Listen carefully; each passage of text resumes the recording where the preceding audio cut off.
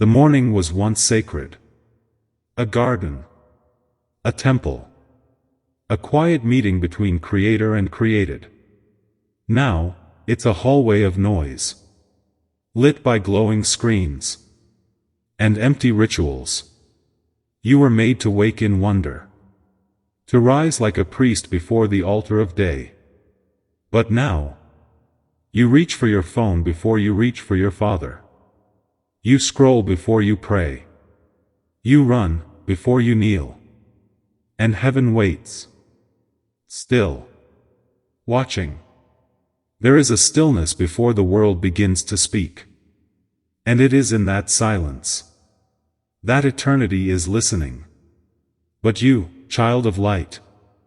You fill that silence with everything but the voice that made you. What you do before the world sees you determines what heaven does through you. And if the first fruit of your day is distraction, don't be surprised when the rest of it crumbles like dust. If this silence stirs you, subscribe now. If you won't, go to the comments and tell us what you believe is more sacred than obedience at dawn. You are not too distracted. You are not too addicted. You are not too far gone. You've been careless with sacred things, yes. You've wasted mornings, yes. But you are not the graveyard of your past routines. You are not the failure of your yesterday. You are not the sum of your habits, no matter how long they've ruled you. The enemy wants you to believe that your inconsistency disqualifies you. That your silence has made God silent. But hear this, your name has not been erased. Your calling has not expired. Your mornings can still become altars again. You are an altar. Not made of wood or stone, but of spirit and truth. You are a trumpet, meant to declare the glory of God before the world awakens. You are a keeper of first light, a guardian of sacred time, a vessel that heaven still desires to fill. And whether you rise in a mansion or a prison cell, whether your pillow is soaked in peace or regret, He still wants you. Not the cleaned-up version. Not the disciplined ideal. You. God is still calling you in the morning. Not to perform. Not to impress. But to return. Return to the simplicity of being with Him before being anything to anyone else. Return to walking with Him in the cool of the day, when your thoughts are still uncluttered, when your soul is still raw. He calls you before your feet touch the ground. Before your to-do list swallows your breath. Before the world defines you again. Because the enemy doesn't wait until noon to strike, he waits at sunrise.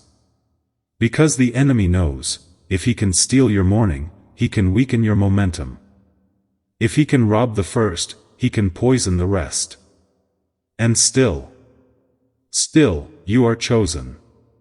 Still, you are seen. Still, you are pursued by a God who does not sleep, and who still shows up, every morning, whispering, "I missed you." So rise again. Even if your voice shakes. Even if your mind is still foggy. Even if yesterday's failures are still fresh on your breath. Because when you rise with God in the morning, you rise in power. And when you rise in power, hell trembles before you even speak. If you've forgotten who you are, let this channel remind you. Subscribe. But if you still think scrolling TikTok is more urgent than spiritual resurrection, say so. Loudly. In the comments. Let heaven and hell both witness your honesty. You rise. But not to pray. Not to listen. Not to welcome the presence that has waited for you in the silence of night. No, you rise, and your first act is to reach for a glowing screen. Before your knees touch the floor, your thumb has bowed. You bow to the scroll before you kneel at the cross. Your altar is a rectangle of glass, and your incense is distraction. You would not enter a throne room with dirty hands. But you bring the pollution of the world into the sanctuary of dawn. And yet you wonder why the day feels hollow, why peace feels delayed, why clarity never comes. Then, the first words that escape your lips. Not worship, not surrender, not even awareness. But complaint. You curse the sunlight. You curse the clock. You curse the very breath God gave you again. Hell loves a murmuring mouth before 8 a.m.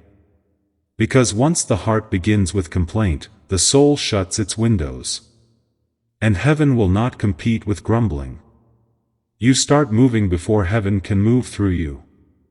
You lace your shoes, start the car, check the boxes. But your spirit lags behind, unfed, unheard, unseen. And every task you complete without him becomes a weight, not a witness. You call it discipline. God calls it disconnection. And when he does try to speak, in the spaces between sleep and waking, through a dream that lingers, a thought that stings, a stirring in the ribs, you shake it off like dust. You never ask what he said. You never wonder why the weight was there. He tried to counsel you in sleep, but you outran the wisdom before your feet hit the floor. And what happens next? The temple. Your body. His sanctuary.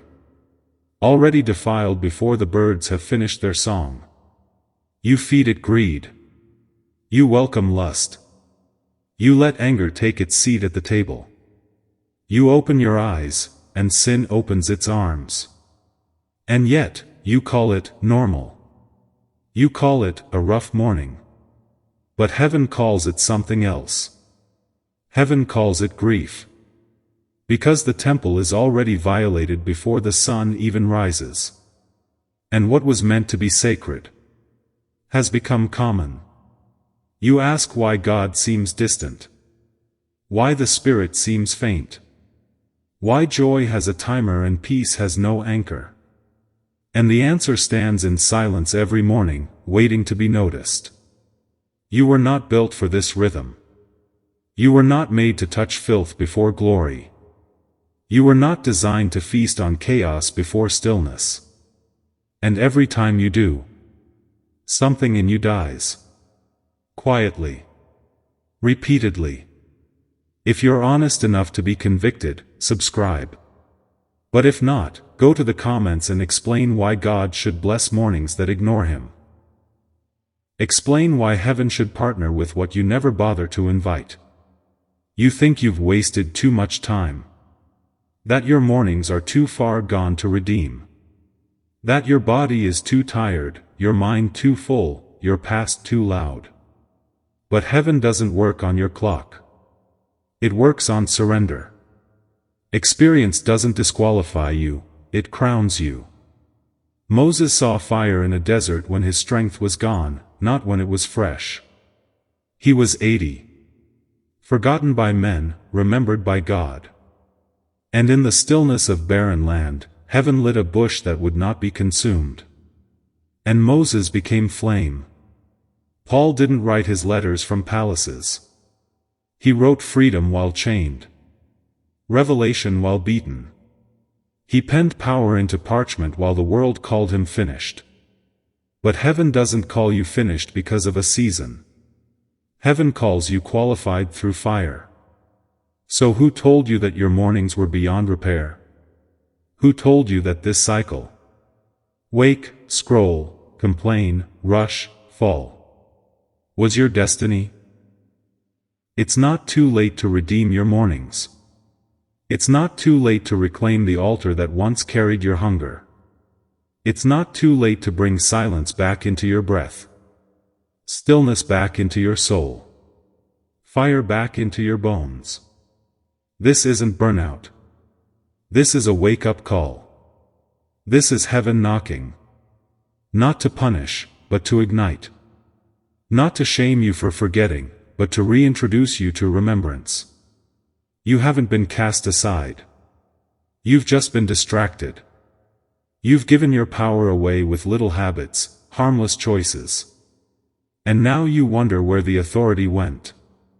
It's here. Waiting. God did not remove it. You simply left the table before the oil could be poured. But today, this moment, this truth in your ears, it is not your downfall. It is your rising hour. This is the hour where you stop pretending weakness is humility. Where you stop excusing spiritual drift as just life. Where you remember that you were made to command the morning, not survive it.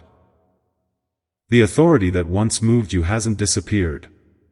It's been buried under convenience. But it's not dead. It's dormant. And it will rise again.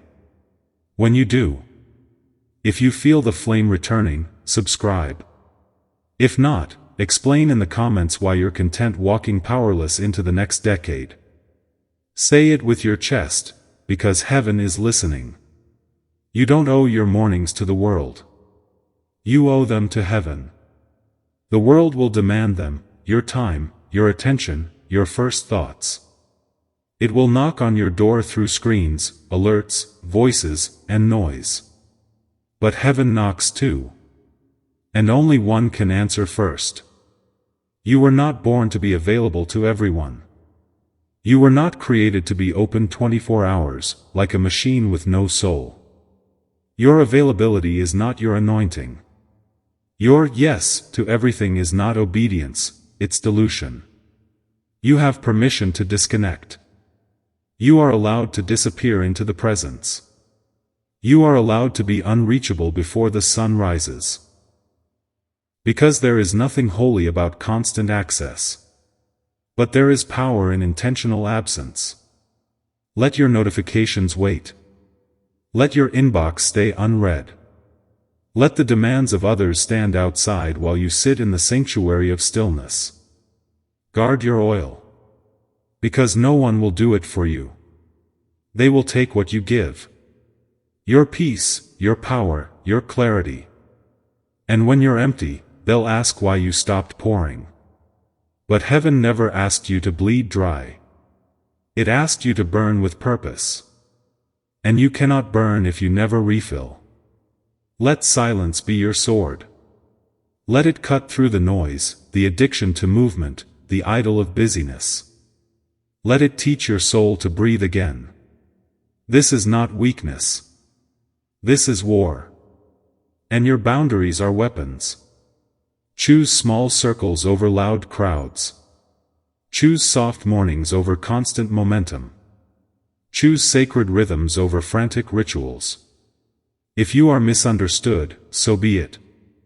If they call you distant, distracted, too intense, let them.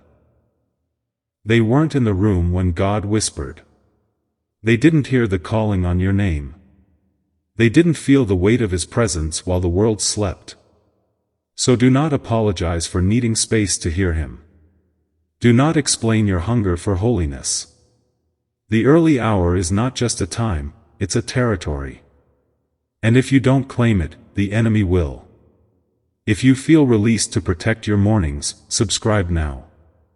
If not, confess in the comments who owns your dawn, God, or Instagram. Don't whisper it. Say it plainly. You think your mornings are private. That what happens between your pillow and your phone is small. But eternity is shaped in secret. There are angels who only move when you rise. There are battles in your bloodline that only break when you worship before the world wakes. There are chains you'll never see fall, because they cracked when you whispered yes at dawn. You are not just starting a day. You are setting a rhythm in the spirit. A pattern in the heavenlies. A gate for generations.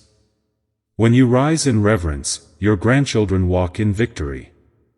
They won't even know why they don't struggle the way you did. But it will be because you bled in silence so they could walk in peace. Because you said no to compromise. Because you said yes to stillness. Because you chose the altar over the algorithm. Your morning is your throne room. Not a hallway. Not a rush. not an accident. It is where crowns are received and wars are won. Where identity is cemented and fire is transferred. And spiritual authority does not begin in pulpits or stages. It begins behind closed doors. In the hush before sunrise. Where no one claps and no one watches. But heaven leans in close. Your yes at sunrise echoes into eternity. It shouts louder than sermons. It weighs more than titles. It preaches longer than platforms. And your no at sunrise. No to flesh. No to addiction. No to noise. That no burns bridges in hell. Demons retreat at its sound. Generational curses get nervous. Because you're not just making coffee. You're making war. You are raising altars your children will inherit. You are writing prayers your future family will walk inside. You are laying foundations with your feet on the floor and your heart on fire. So don't ever believe that your quiet obedience is unseen. Heaven sees. Hell trembles. And history bends. You are not small. You are a voice in eternity. And your morning is your microphone. If your yes belongs to heaven, subscribe and let it echo. If your no is louder, write it down in the comments. Hell is reading. You are not fading. You are not flickering. You are not being forgotten. You are becoming fire. Every morning you choose silence over noise. Presence over panic. Intercession over impulse. You're adding wood to the altar. You're becoming the very flame the enemy hoped to snuff out. This world wants you tame. It wants you tired. It wants you too numb to notice your purpose slipping through your fingers before 8 a.m. But you were not born to yawn through destiny. You were not anointed to sleep through war. You were chosen, yes, chosen, to rise when others roll over. To stand when others scroll. To command the morning like a general commands an army. Because prayer is not passive. It is warfare. And your whispers in the early dark? They shake foundations. They loose angels. They scatter demons. Let your morning prayers punch holes in the sky. Let them cut through the fog of fear. The heaviness of regret. The distractions that wrap around your spirit like chains. Break them. With one yes. With one surrendered hour. With one moment of obedience before the sun even breaks the horizon. This is your charge. Do not offer your first breath to the world. Offer it to the one who gave it. Let your feet hit the floor with purpose. Let your spirit rise before your schedule. Let your first words be worship, not worry. Scripture, not scrolling. Gratitude, not grumbling. You are not background noise in this generation. You are the trumpet call. The watchman. The voice crying in the early wilderness, prepare the way. So rise. Take back your mornings. Take back your flame. Take back what hell hoped you'd keep sleeping through. This is not just about habits. This is about heaven touching earth. Through you. Subscribe, if you dare wake up different tomorrow. If not, go ahead. Write in the comments. I heard the truth, but I chose noise.